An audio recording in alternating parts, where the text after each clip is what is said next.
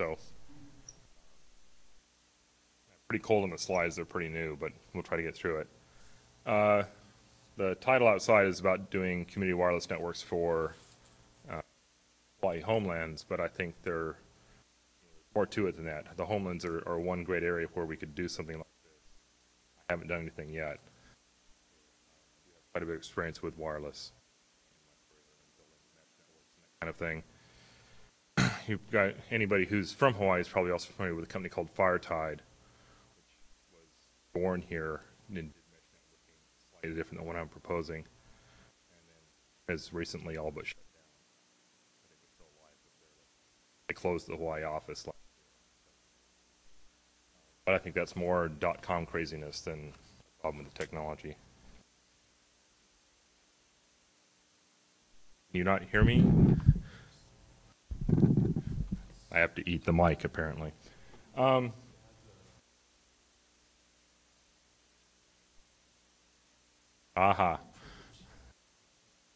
terms of my low voice is noise. Great. Okay, so quickly, what we'll cover here. What are community wireless networks? What are the benefits and possibilities? How does it work, and what are the options? The rest of it. Community media. Back in the 1700s and 1600s, we had broadsheets, and sort of self-published books and that kind of thing. And then people would publish, like Poor Richard would publish things, and a lot of people wrote anonymously or under pseudonyms about the issues they cared about, and then the paper would be carried out in the street, and people would buy it and read it. If you knew who published it, you'd go back and talk to them about why their idea was right or wrong. In the 1840s, we got this new invention called the telegraph, which was a real revelation, even though it runs at about 10 baud. Ham radio operator, even I hate Morse code. Went on in the early 1900s, we got the telephone. How people could, you didn't have to learn a new way, you didn't have to learn how to run a printing press, you didn't have to own a printing press, you could pick up the phone and call a party of interest and share ideas and discourse. In the 1920s, we got radio. Suddenly now you got you're sort of back to the newspapers on a bigger scale. You got a one-to-many thing. And the early history of radio, before the FCC got involved, was sort of anybody with a technical wherewithal could start a radio station. That's still true. It's just, you got a licensing problem now. And then, post-World War II, we got, television. And we still had, this public access idea, the idea that the public at large should be able to access the medium and talk about what was important to them. And today is sort of all that's history. I mean, we still watch television, but I think it's slowly dying. Broadcast radio is completely corporate controlled. All but. The newspapers are completely corporate controlled. You'll find small pockets of people being able to speak for themselves, but not very much. But the internet has sort of tipped that. Now people can self-publish again. You have these new phenomena, called weblogs or blogs, and people have been publishing on the web for a long time. It's a very sort of low-cost way of getting your ideas out. In fact, some of the Hawaii sovereignty advocacy groups have done a really good job about getting their ideas out via the web. Sort of leveraging that to get their ideas in the newspaper and that kind of thing. So, what's a community wireless network? And you tend to find these factors in it that are not all required for any one, but they're typically small. It's a few houses to a few blocks. It turns out that scaling this stuff citywide is actually pretty hard. Usually nonprofit in nature, that doesn't mean they're operated by nonprofit, but they're not a for-profit kind of entity. They're really more about hooking people together. No real corporation behind it again. You do find in some municipalities, especially the smaller ones, that the city has thrown in either the rights to tower space or a little bit of money or at least endorsed it. You can find hybrid partnerships between non-profit or not-for-profit entities and for-profit entities. People who come and lend their expertise, say, who do the stuff for a job, will lend their expertise to help and build these things. They tend to be locally based, so they're locally focused. It's really about where you are, not building nationwide broadband infrastructure. They usually, although this could change in the future, usually utilize off-the-shelf hardware and are therefore low cost. They sort of ride the commodity curve into commodity pricing on hardware. And so you find a lot of people sort of repurposing hardware that was built for one thing into doing something else. So you'll take an off-the-shelf AP and change the software on it and look out where people can get to it. Action-oriented, again, the goal is to get it done, not necessarily to, and then see how it's used, not necessarily to just create it to see if it works. And a lot of them have a mission to support local social or economic development, much like HOSA. And I would say they're still highly experimental. There's no one way that's won out yet. There are technologies we'll talk about in a minute, like Monarch stuff, that Locust World stuff that everybody knows of, and there are a lot of other ways to do it that technically may be superior. Okay, so, the nominal mission is, get IP out to everybody, especially people that don't otherwise have it. There's some R&D in this, especially, development. You have to, a lot of the time, do your own software and find or repurpose the hardware and make it weatherproof and all the rest of it, so that, both in the U.S. and outside of it, people can take advantage of these things. And there are easily 20 or 30 groups doing very, very similar things around the world. They share information, steal the best ideas, and sometimes leverage their own ideas. They then turn around and, like I said, sort of distribute open source and free software and sort of either the hardware specs or the supplier lists and that kind of thing for other people to do this, to take advantage of it. So it's sort of open source applied to communications, if you will. And then, some of the groups go further than just sort of experimenting on a small basis. And for instance, there's a group in Urbana, Illinois, that actually goes out and builds fairly big networks. The biggest community network I know of right now is actually in Berlin. It's 50 or 60 nodes. But it covers a fairly good swath of Berlin proper. This is me not knowing how to run PaperCenter, so it build wrong. But so what are the social benefits? Why do people want this who aren't technologists, right? Well, every citizen has the opportunity to be a producer, if you will. And we talk a lot in this country about consumers. Everybody is a consumer. We live in consumer society, but I think that man is both a producer and a consumer, often at the same time. Even in this country where we're sort of educated into being consumers. So people like to create, or at least a number of people like to create, and not everybody can create programs and not everybody can create art, but most people can express their ideas. Some better than others, but So it's really a way of people being able to express themselves and get what they are out to other people. And this can be, music, art, journalism, other writings, poetry, etc.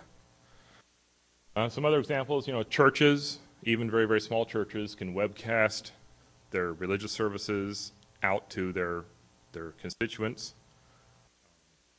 The reason I think this is interesting is, potentially you can have churches start to rebroadcast or broadcast in native languages. And the other talk I'm doing has got a lot to do about what happens when you take language out of a culture and what happens to the culture after it. And the language is really the functional pin of the social order of that culture. Once you lose the language, you lose the very idea of what the culture was. Local libraries can also use these things to leverage. I participated in one project in East Austin when I lived there, where we put mesh networking on top of all the schools, and then would let the neighborhoods around these disadvantaged schools build out so that all the students had internet access back to the school. You got to know that Southwestern Bell really hated that. Those were DSL lines that they weren't selling. But at the end of the day, these people, had to find a way onto the internet so they could participate in the same way that people who already had it. And that was literally how we did it. We repurposed a bunch of sub-$100 hardware and got a grant. Free wireless kiosks, even for people who don't have computers, can be placed around an area, a municipality, and provide information to tourists or visitors or even, residents in some cases, those people who can't otherwise afford to get the computational resources, the computers. Scott and I have talked a lot about doing some of the parks here in Honolulu. I think it would be really cool to do the beaches, not so much that you want to take your laptop to the beach, but that, the city workers could still be connected. Tourists could pick up their mail in the parking lot, that kind of thing. But, I don't take my laptop to the beach. I take my cell phone, but benefits for educators. I think, almost anybody who's in or around HOSIF sort of gets this. We do computer installations in schools, computer labs. No real reason why we couldn't start to extend that into covering the entire school versus just the lab.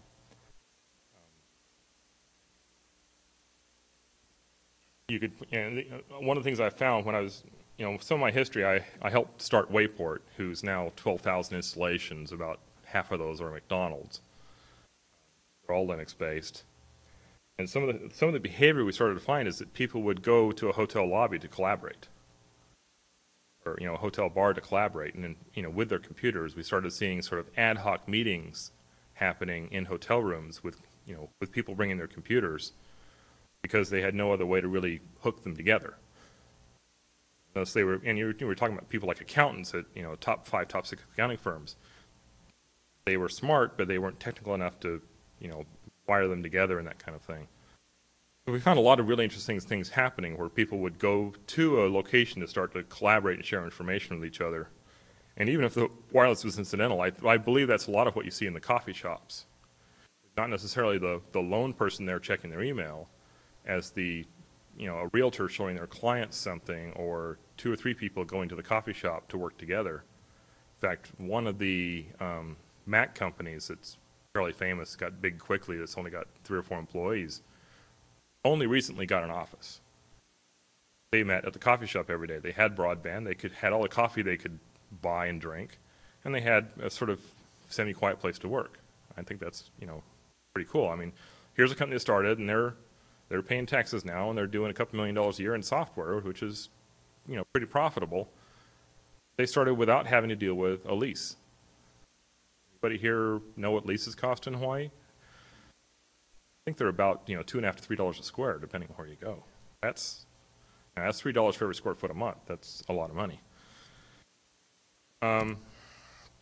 Students can publish online blogs and newspapers and that kind of thing. I think there's a lot of room for doing web radio on a sort of student and community level.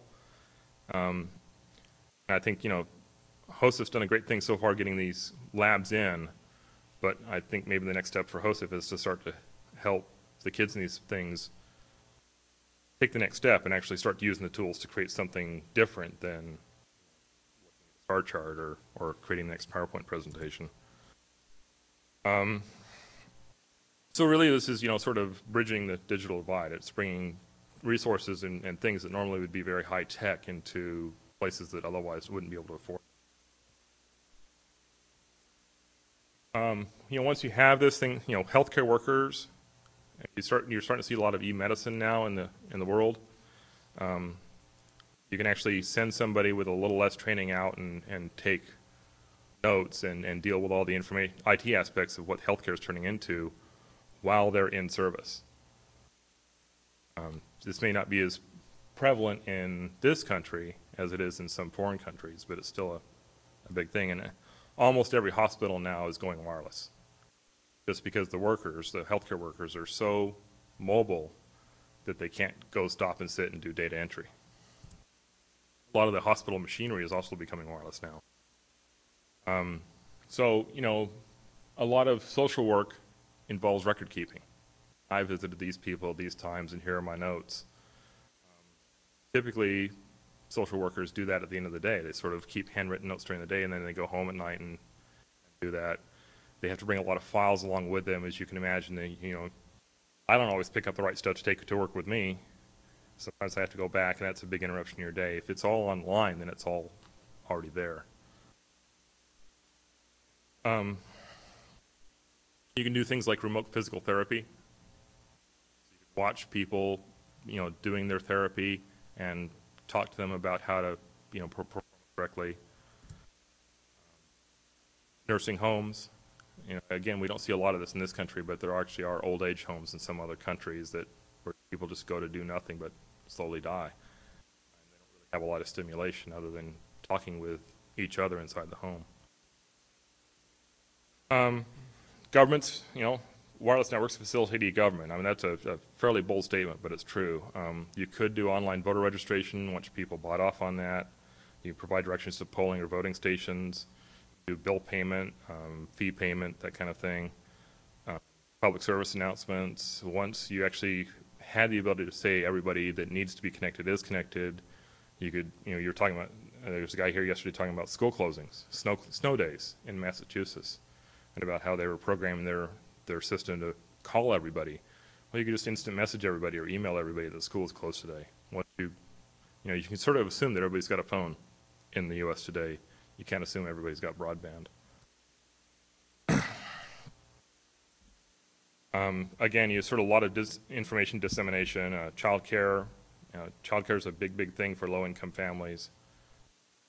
Finding affordable child care, and you could almost imagine a market for child care where people could bid on getting the facility full. My mother did child care in the home when I was a teenager, and the economics between being 2/3 full and full are everything. 2/3 full is just under breaking even, and full is making a living. And I believe that sort of same thing, economic status happens sort of across the board.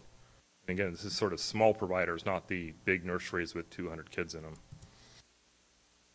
First responders, the police and fire agencies are starting to do a lot of data on the ground where they will attach a wireless device to the front of or in every police car and fire truck, and then be able to do command and control stuff while they're on the ground.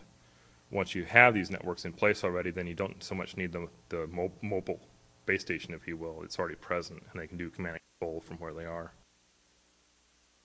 And again, you can webcast town meetings, city council sessions, group meetings of other kinds, cultural events, that kind of thing.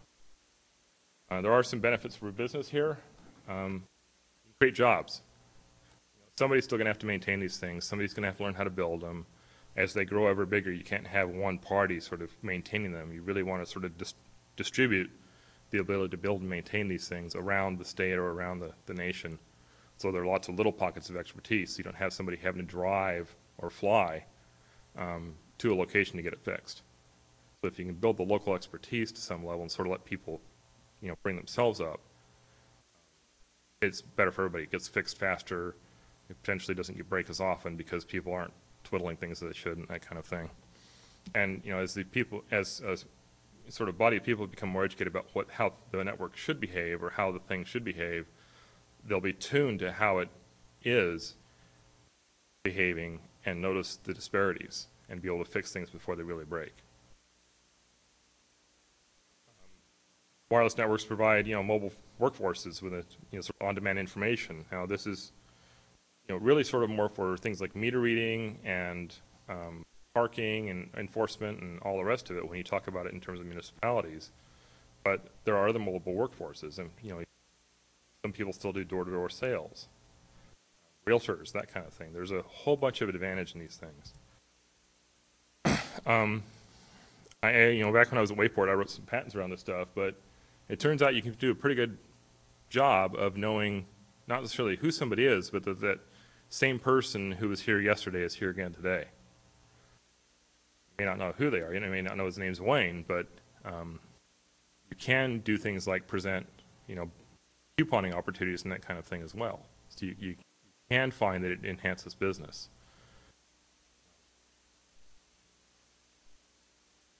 And if you believe in broadband, then this is really just sort of expands the market for broadband. Wireless networks will go only so far in creating this infrastructure, and then we'll talk about it a little later in the thing about how you sort of create the next level. So technologies, real quick, we'll talk about sort of the wired versus wireless and dichotomy in the mesh versus the traditional hub and spoke architectures. So So, wired networks, well, we started building wired networks in this country in the 1840s. Now we have updated the technology some since then. Still dealing with 1840s technology, but copper-based loops have been around for a long, long time.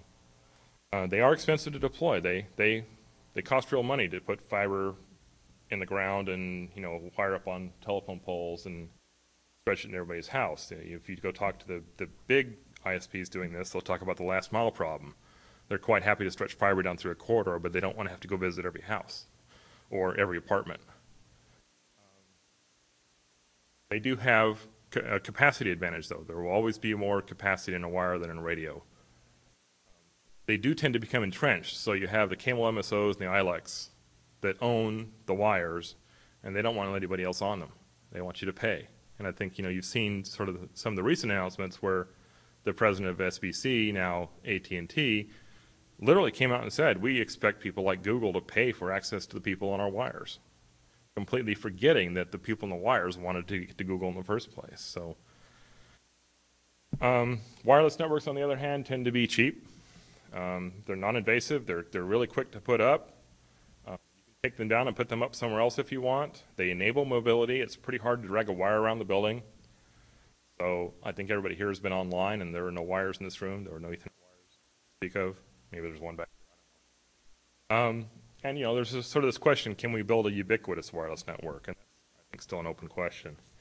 In terms of architecture, hub and spoke networks are what most of us are used to. And anybody that's built networks, sort of, you drag the T1 line in, or you drag the Ethernet line in, and Ethernet switches are really just sort of hubs in disguise, specialized hubs. And you tend to sort of build these sort of branch and divide networks. They tend to be centralized. They tend to be centrally run. They're relatively expensive because you have to put all the infrastructure at the center and sort of build it out. With radio especially, they tend to be limited to line of sight. They're built around line of sight principles. So, I have to get my radio signal between here and there. And if there's something in the way, then I have to go from here to there and around it. They tend to be high power, high RF power network. Engineering high power radios is an art form. It's not even science, I think. And, you end up with a single point of failure. If everything is going back to a single tower and the equipment on the tower fails, then the entire network has failed. Mesh networks, on the other hand, tend to be decentralized. They are literally built to route around obstacles. If radio A and radio C over there can't see each other, but they can both see radio B, then that's how they work. And they find that path. They'll find the optimized path for that. They're relatively cheap because they don't have to be built complete. They can grow. So they can grow incrementally as each person could literally buy their own piece of it. Now, this is almost like the phone company being, I buy a tenth of my line card and the switch and my phone, and presto, I've got phone service. The phone company doesn't want to operate that way. They want to charge you every month for them having written bonds. And the other thing is, in terms of the RF aspects, the radio aspects, they tend to take advantage of low power. In fact, one of the ways of succeeding with mesh networking is to turn the power down. You go start talking to a lot of community wireless group, they all want to talk about their 200 milliwatt cards and their big antennas. And I've gone to talk to several of them, and you start doing the math for them on the whiteboard, and it's like, well, no, you're creating a problem for yourself because the antennas can see each other. One of the things you learn pretty early about antennas is everybody thinks about transmit power. I can transmit 4 watts legally, so I should. Well, if you put the big antenna on the transmitter and you put the big antenna on the receiver, then it's pretty easy to build a link.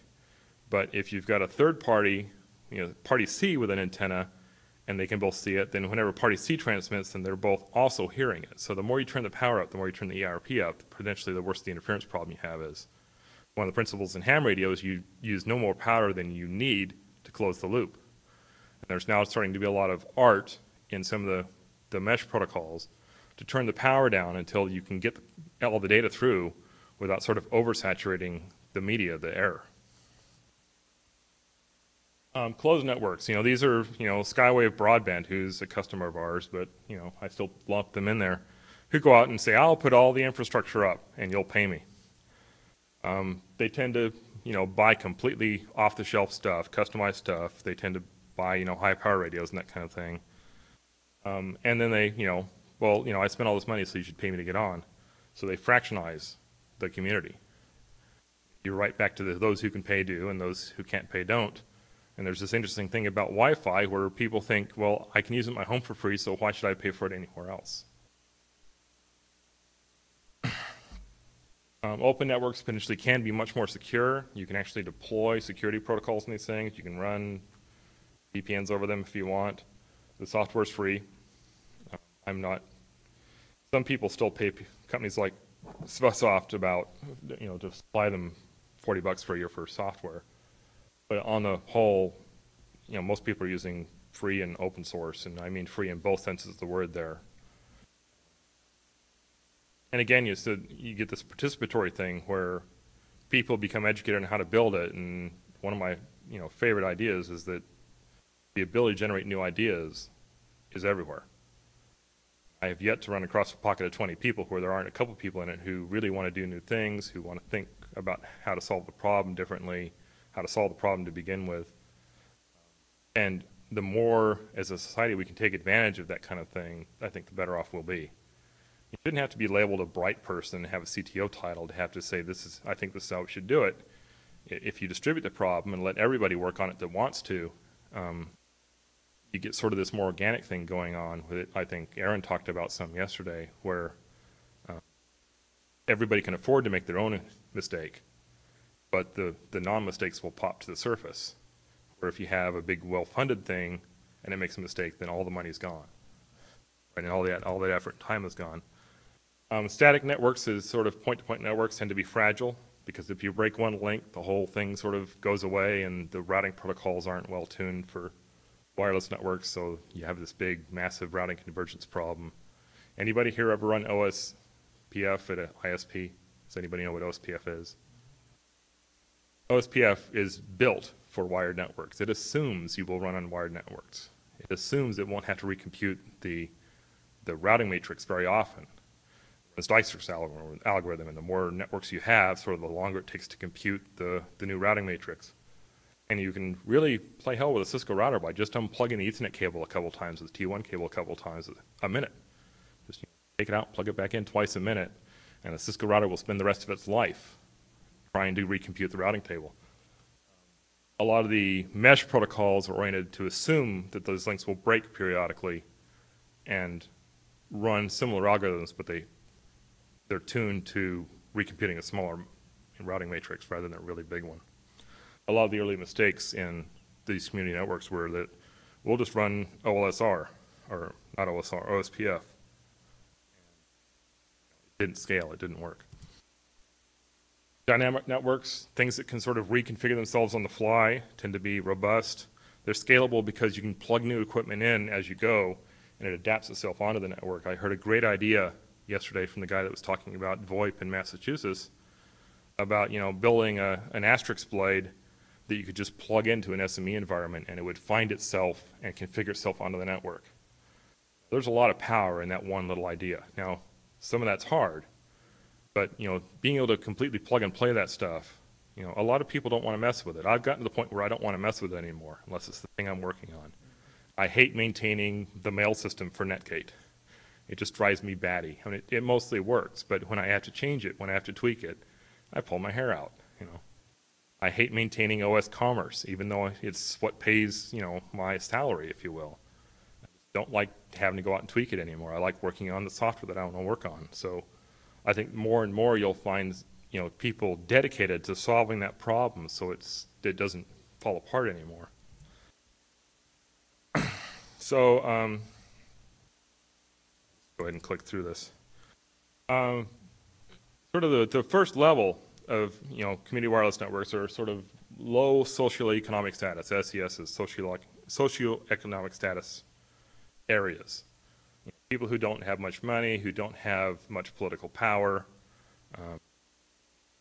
medium density sort of housing, sort of high to medium density, so you find houses closer together, you find high density housing, sometimes government subsidized, and sort of bringing the theme back in, potentially homelands areas are a candidate for this. Where you find a few small pockets, but there's not a lot of use yet, and so very sort of spread out networks can take care of the capacity needs. sort of, the second phase, you might find like an immigrant community where you've got a lot more people starting to push into an area. Medium social economic status, so sort of, low income but not no income housing. People actually do go to jobs every day, that kind of thing. You start to see more APs and sort of you get, high power APs, which are red here, and low power APs, which are green or blue, sort of, different levels of power. This is based off a simulation for an area. So sort of, you add to the network, and it's self-configures itself as you add to it. And then you get into sort of, the yuppie neighborhoods, and you get something that looks like this. Now, a lot of these people tend to have their own connections and their own broadband, but not everybody. And even then, you'll find that you can build community around community links that you won't find out of a bunch of individual cable or DSL links coming out the back of the house. And if you look at it here, I mean, it's sort of, a few high power APs and a lot more low power APs or mesh nodes, sort of all still strung together. Now, you can only take this so far before 802.11 becomes a liability rather than a benefit. The 802.11 protocol is a great thing, but it doesn't scale well into this kind of density. So my thought, and I actually have a couple papers written up on this. And again, I said earlier, the wires will always have more capacity than the radios. You can put more stuff through a wire than you can through a radio to begin with. The radios will always be more expensive than transceivers on the end of a wire. And you don't have the loss through a wire that you do through the air. So it's possible to actually do fence line networking. There was a group in Utah back in the early 90s that started dropping fiber down their fence line. They literally went out and wired their whole neighborhood with a 10 megabit fiber connection, because that's what you could get back then, Ethernet, into every house in the neighborhood, and then brought in, a T1 line and fed the whole neighborhood. Everybody thought it was great. It grew. Found themselves pretty quickly going back and putting 100 megabit in everybody's house because the technology had just become available. They were taking 100 meg Ethernet switches, burying them in plastic cases, bringing their own fiber. The one problem you get into here is it's pretty hard to cross the street. In order to get across the street, you have to cross the right-of-way, and you're immediately into tariff territory. But there is a way now. There's these things called RONJAs that are free space optics, which is a fancy word for using light to transmit information through the air, rather than through a piece of fiber. And this RONJA unit is actually freely available technology. The plans, the schematics, the whole 9 yards is out there. Anybody can build one. The supplier lists are up. You can put one together without only sort of medium soldering skills. If you don't have the soldering skills, you can buy pre-populated boards for the actual board part and put the rest of it together yourself. The guy who runs the project doesn't actually believe that anybody should build them commercially. He believes that the minute you start building them commercially, you'll start to cut corners. If you're building them for yourself, for your own project, you can afford to take the time and care to actually align the optics properly and all the rest of it. And the minute you get into a commercial production thing, you'll immediately start cutting corners to get production up. So, I mean, there's a whole philosophy to go out and visit the site. But literally, this is a 10 megabit full duplex Ethernet link that crosses space.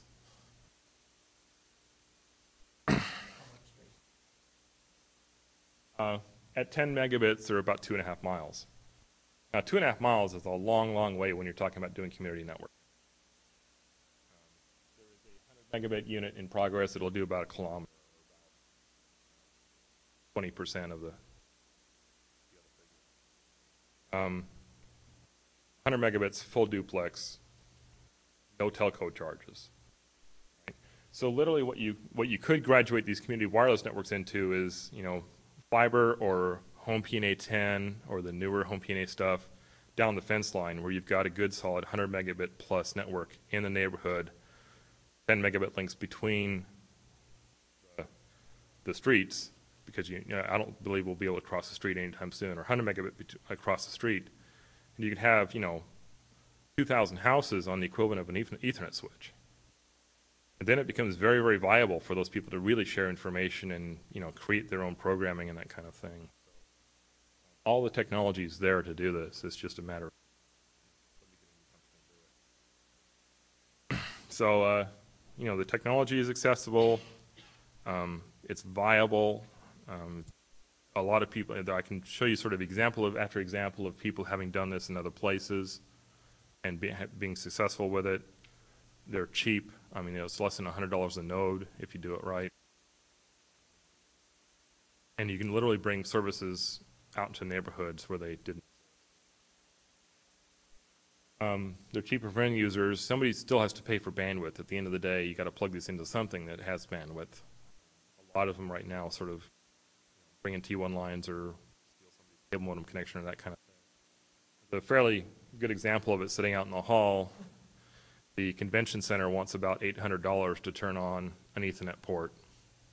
And Scott decided that was too expensive, so he asked me if I could do something about it. So there's, you know, stuff out of my lab sitting out in the hall here that's supplying wireless to everybody here and literally sort of borrowing it from somebody across the street.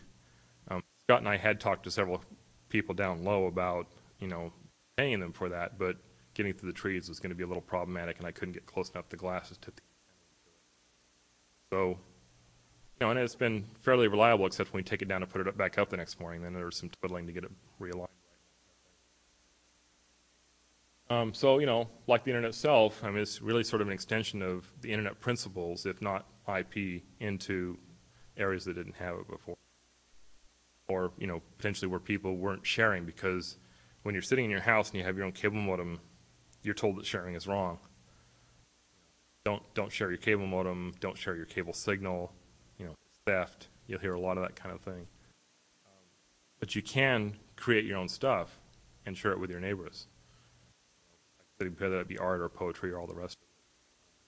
It's really hard to have a server on a cable modem connection. They don't tend to like that or even allow it. You can't have your own web server at your house. You have to find one. And this is the kind of thing that tips all that back. You can actually have your own infrastructure if you want it, or build your own infrastructure and share it with other people or sell it to other people, whatever you kind of. So that's all I really have. Any questions? I know I didn't get into the technology too much, but.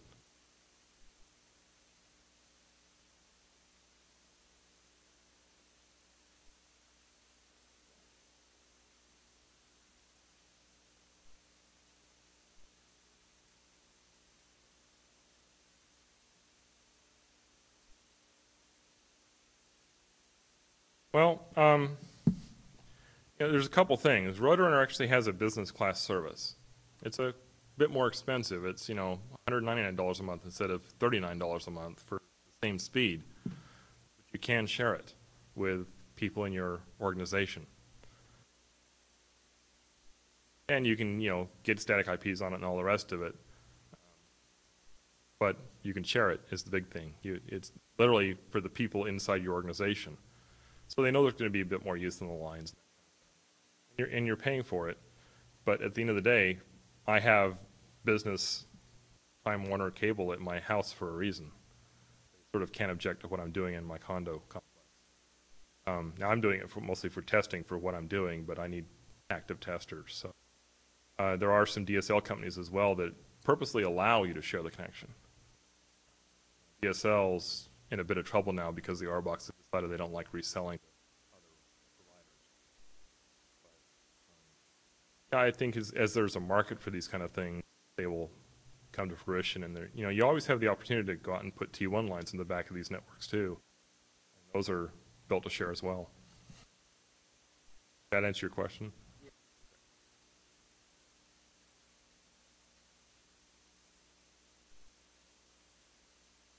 3G in Hawaii. You know, you're talking about things like EVDO or whatever the GSM thing. I don't know.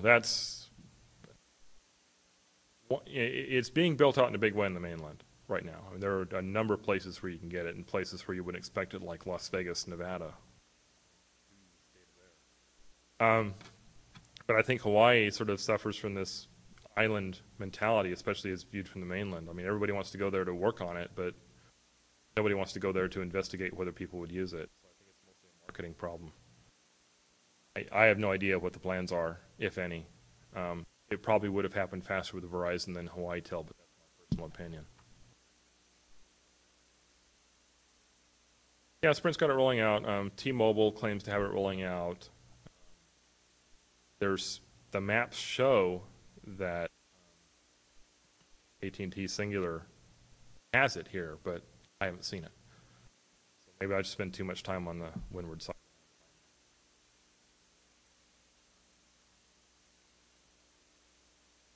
Well, the interesting thing about EVDO is that you'll get more download than you do upload, although they don't really talk about it due to the nature of how the network's architected. The other thing is that the speeds they talk about are the speeds of the cell divided by the number of users in the cell. So when they talk to you about being able to do 384, that's the capacity off the tower, not the capacity to each individual.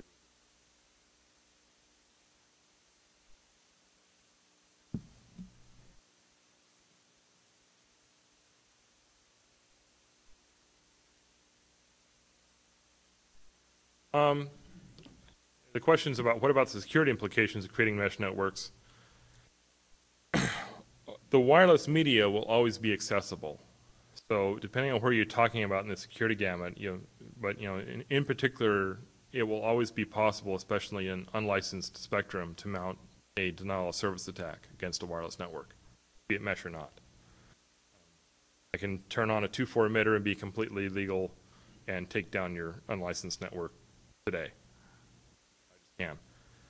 And when I talk to ISPs, they really hate hearing that message. But in terms of being able to view the things going on, being able to sort of listen in, those are very sort of solvable problems. Most people in the community tend to advocate that you protect your own data. IPsec or something back to something that's on the wired side or between two hosts on the wired network. There are some potential gotchas even with IPsec. I happen to think that WPA2 is secure enough for all but the most financial of transactions. It's literally too hard to break to not have real money behind it. Effort to break it.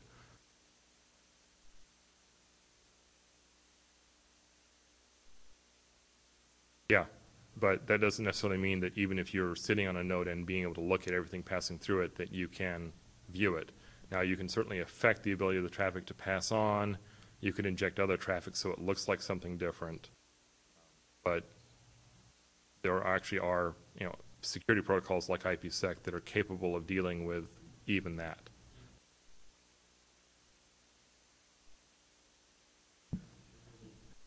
If you're really serious about doing security, yeah, you would have to IPsec enable everybody at the endpoints. It really depends on the applications and sort of the feelings of the customers. I think a lot of people don't mess with encryption because it's complex. It's not necessarily hard. It's just you have to think about it more. So it doesn't tend to happen automatically for people. Now, a lot of the AP companies will probably this year release sort of this one-button security stuff where you push the button and there's a little protocol that talks between your client and the AP, and you get this sort of WPA secured session inside your house. Very, very similar things could happen with mesh. I think right now most of the focus has been on making them work without the added debugging complexity of getting a lot of encryption going on the links. But there's literally nothing to prevent it. All the cards now will do AES. So you can certainly encrypt hop by hop, but that doesn't stop somebody from who has access to one of the hops from peering at the traffic between.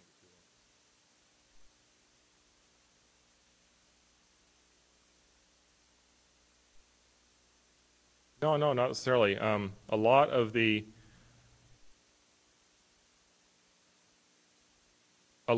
mesh routing protocols work at the IP layer, but even then you don't necessarily have to each node be on its own subnet. Instead, you can have groups of nodes be a subnet and have an elected node be able to communicate in and out. And if that node goes silent or loses communication for whatever reason, you re-elect another node to be able to communicate in and out. none of those can communicate, then you had the problem to begin with.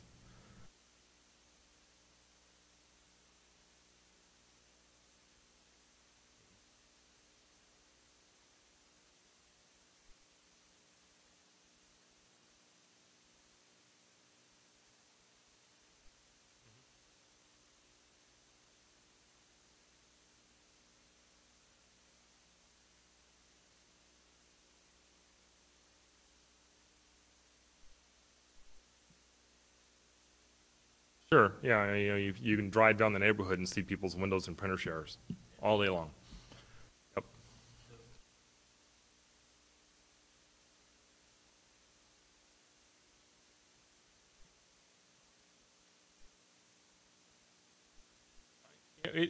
At the end of the day, it has to be the responsibility of the end user and consumer.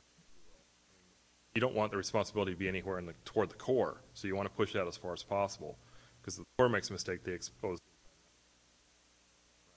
The core has diabolical ends. They can purposely expose the network.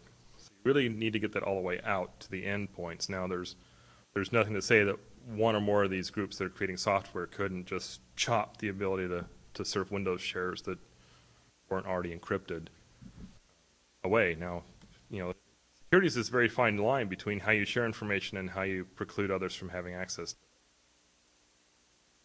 And there's always a sort of a corporate or entity equation to write there about where you're going to put the line.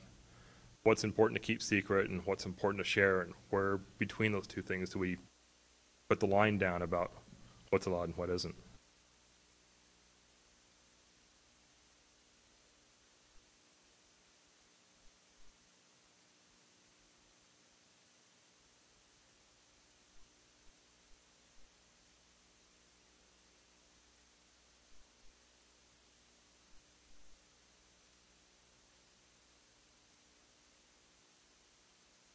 Yeah, you could have one person who took care of it. I think it's better to have 2 or 3 or 4 or more, because they'll check each other.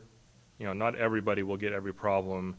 If one person turns evil, then the others can check what's happening, can correct it, as a matter of fact. So it's the same thing you talked about in the open source world, where people won't insert backdoors into the source code because it's too easy to find out. All the effort is for want. Very similar thing, many eyes make for shallow system administration.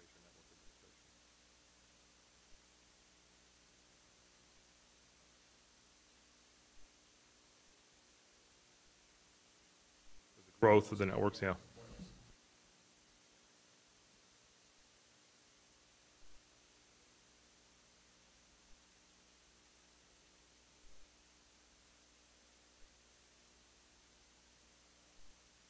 Beyond the range of the DSL, and the cable and MSOs haven't gone there. Yeah, some of that happens in the mainland, at least. I don't know if any of it happens here, in terms of people creating their own networks or some provider coming in and trying to create it.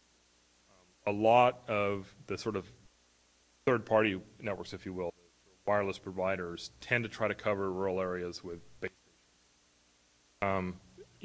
Of community of people farming, for instance, could elect to each put up a tower and share the infrastructure there. Quite frankly, a community of farmers probably has the wherewithal and the funding to go out and create their own little fiber network in their community once it becomes important to them. Farmers are an amazingly creative class of people. They work every day and think nothing of it.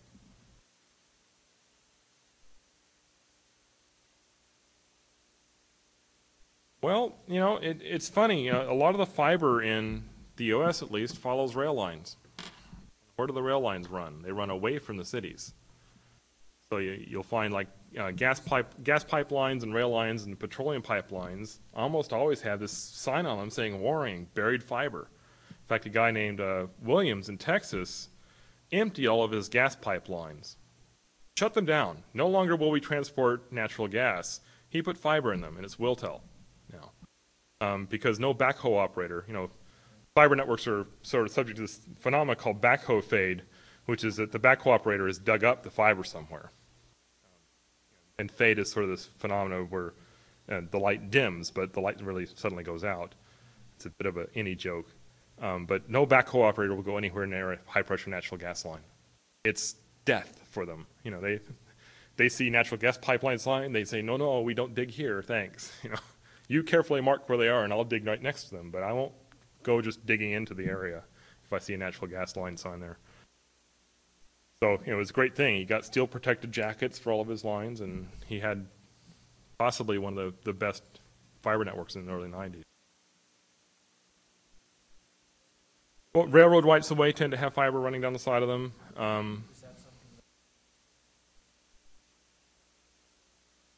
Well, one way or the other, yeah.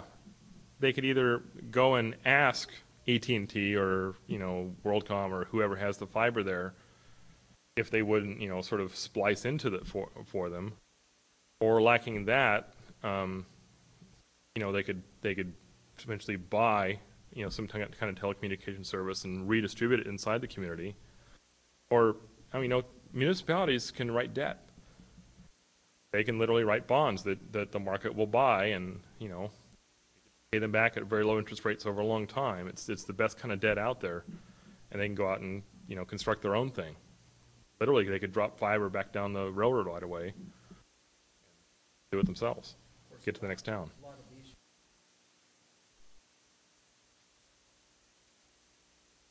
Right, but they still are a part of the county.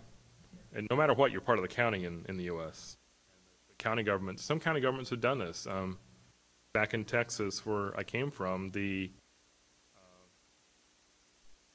was it? There's the central, I can't remember the name of them now, but basically they're a big power company in central Texas. They get a bunch of power from the dams in Texas, and also get paid for every oil well in their area and that kind of thing. Lower Colorado River Authority, yeah, LCRA. A couple rural towns approached them about putting a fiber network back on their towers. They've got power distribution towers that run all over, out to every town. Well, instead of saying, well, yeah, right away, sure, fine, LCRA went out and put the fiber on the poles themselves, on these towers themselves, these, you know, sort of really big metal towers, and then sold cheap access, cheap IP bits and phone bits to these little towns. Completely changed the face of the map in Texas on what telecommunications looked like, because before you couldn't get high-speed services in these places, and now you could. This is sort of back in the ISDN days, but you couldn't find ISDN out in rural Texas. Texas is one of the problem you mentioned in spades. It's, you've got really big towns, but then you've got a whole bunch of really little towns that are 40 miles from the next one. But LCRA changed that in central Texas anyway. And I have to believe there are similar entities. You see government now starting getting into municipal broadband a lot in the U.S. as well, even in the big San Francisco. That kind of thing. Any other questions?